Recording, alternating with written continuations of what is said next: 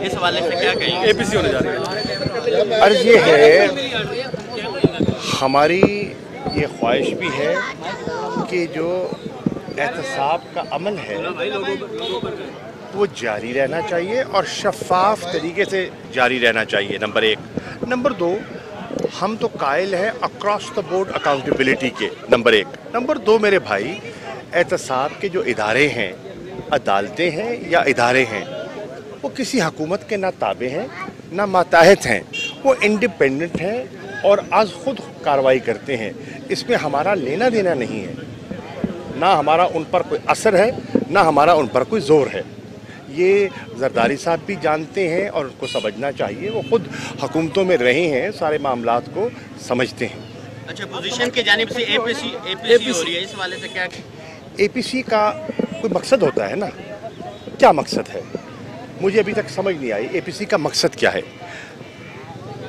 पहले इत्तेहाद बनते थे, कभी जमहूरियत की बहाली की जदोजहद होती थी तो कोई इत्तेहाद बनता था, कोई मंतक दिखाई देती थी। इस वक्त आज इस एपीसी का मुझे कोई बुनियादी एजेंडा मेरी समझ से बालातर है कि उनका एजेंडा है क्या, वो चाहते क्या हैं। हुकूमत मार्ज़े वजूद में आए उसको 65-66 दिन हुए हैं और जो इस वक्त पाकिस्तान के मसाइल हैं वो 60 दिनों में तो पैदा नहीं हुए, चाहे माशी मसाइल हैं या दीगर हमारी मुश्किलात हैं। वो जितनी एपीसी की जमातें हैं वो उनसे पूरी तरह बाखबर हैं, नंबर एक। नंबर दो, आवाम भी जानती है कि असल इश्यूज़ क्या हैं और उन इश्यूज़ का ज़िम्मेदार कौन है। अब एपीसी जो है, अगर उसका मकसद जमहूरियत को मुतज़लज़ल करना है, जमहूरियत के बारे में लोगों की राय को मुतज़लज़ल करना है, तो मैं समझता हूँ कि ये कोई पॉजिटिव स्टेप ना होगा। एपीसी बामकसद होनी चाहिए, या ये है कि अपनी बचाव का एक प्रोग्राम है। तो मुझे अभी तक यकीनन मैं आपको कह सकता हूँ वसूख से, मुझे उसका कोई मकसद, उसका ऑब्जेक्टिव समझ नहीं आया। यार देखिए, अदालतों ने फैसला करना है, मैं और आप ये फैसला कर नहीं सकते। किसी फ़र्द की ख्वाहिश पर न कोई गिरफ्तार हो सकता है न रिहा हो सकता है। ये एक प्रोसेस है, एक जुडिशल प्रोसेस है, एक लीगल प्रोसेस है, उसके तहत होता है मेरे भाई। सुबह जनूबी पंजाब के एक ज़रूरत है, उससे इनकार नहीं किया जा सकता। ज़रूरत भी है, ख्वाहिश भी है और हमारे मंशूर का हिस्सा भी है। अब उसके लिए इत्तफाक़ राय चाहिए।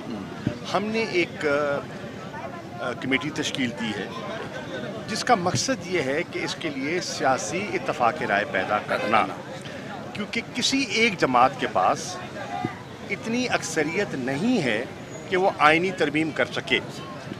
आइनी तरमीम के लिए 2/3 अक्सरियत चाहिए। 2/3 अक्सरियत के लिए ऑपोजिशन का साथ चाहिए। तो हमारी कोशिश होगी कि हम एक प्रपोज़ल पहले उस पर मशावरत करके, जो कमेटी बनाई है वज़ीर आज़म ने, वो कमेटी प्रपोज़ल पर तबादला ख्याल करे। वज़ीर आला पंजाब ने भी एक मीटिंग की है, वो भी इस पर मशावरत कर रही हैं। मिलकर ये कमेटियाँ अपनी तजावीज़ मुरतब करें और ये तजावीज़, जो कि मैं समझता हूँ ठोस होंगी इंशाअल्लाह, ऑपोजिशन की दीगर जमातों के सामने रखें और हम उनसे गुजारिश करेंगे कि वो इस पर सियासत से बालातर होकर खित्ते और इलाके की ज़रूरियात और मफादात को सामने रखते हुए बड़ा फ़ैसला करें और उस आइनी तरमीम पर कायल हो जाएं। तो फिर इंशाअल्लाह जनूबी पंजाब एक हकीकत की शक्ल में सामने आ जाएगा। ऐसी कोई खबर नहीं सुनी भैया, ये पता नहीं आपने कहाँ से सुनी है। गवर्नर राज क्यों लगेगा? वहाँ एक गवर्नमेंट चल रही है, उसकी मेजॉरिटी है। मुझे कोई गवर्नर राज का कोई इम्कान दिखाई नहीं देता। ये मन घड़त खबरें हैं।